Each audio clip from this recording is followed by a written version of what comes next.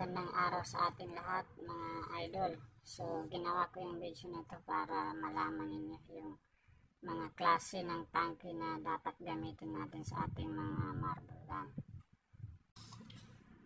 So ito mga idol, maliit lang na siya. Ito nasa 150 ml lang. So ang bagay dito, pag gumamit ka ng maliit na holen, ito yung gagamitin mo. Kahit ito lang siya, kahit ganyan lang sa kababa, malakas na yan. So i-explain ko yan sa inyo mamaya kung bakit, para malaman niyo yung sekreto. So ito yung holen na mga maliliit. So sa susunod, holen na maliliit na yung gawin natin. So ito naman yung pangalawa. So ganito lang ka baba. So pwede rin yung maliit at saka malaki. So katunayan nga, kahit ganito lang yung sa kababa, malakas. Tulad nito, yung ginawa ko, yung Bushmaster natin, Crossman.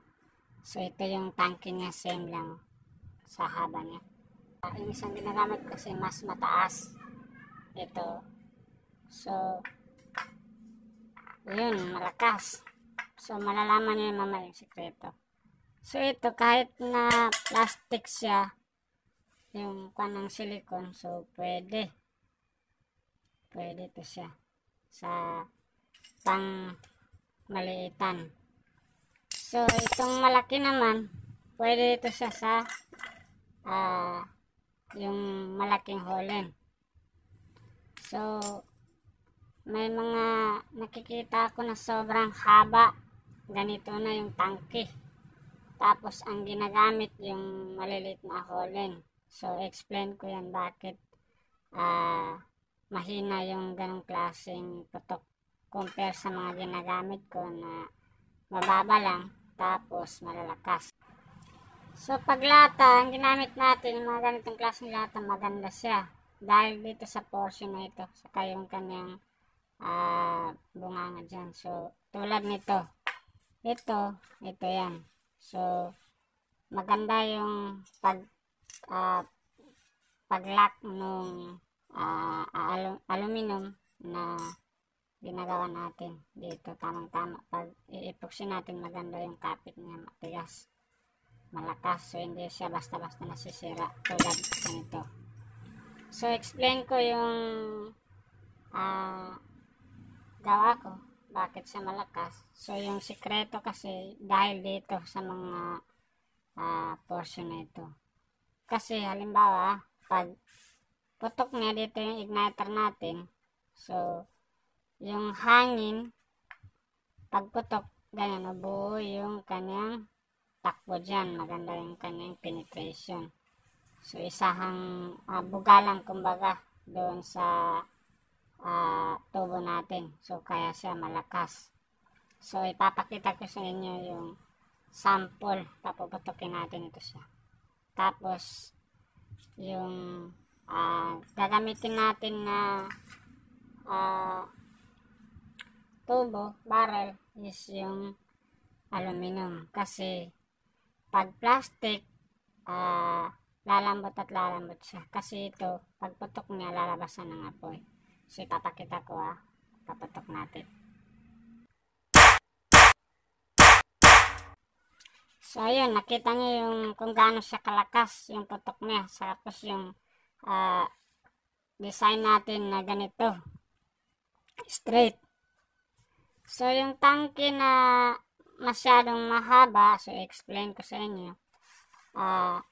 Pag sobrang haba, tapos hindi match yung gagamitin na holen, halimbawa ganito na kahaba sa PVC, tapos ang gagamitin natin is yung maliit lang. So imagine pag maliit lang siya, yung hangin na intact dyan, pagputok, hindi siya masyadong malakas kasi hindi nauubos yung hangin sa isang bugalang kung maliit yung tubo na gagamitin.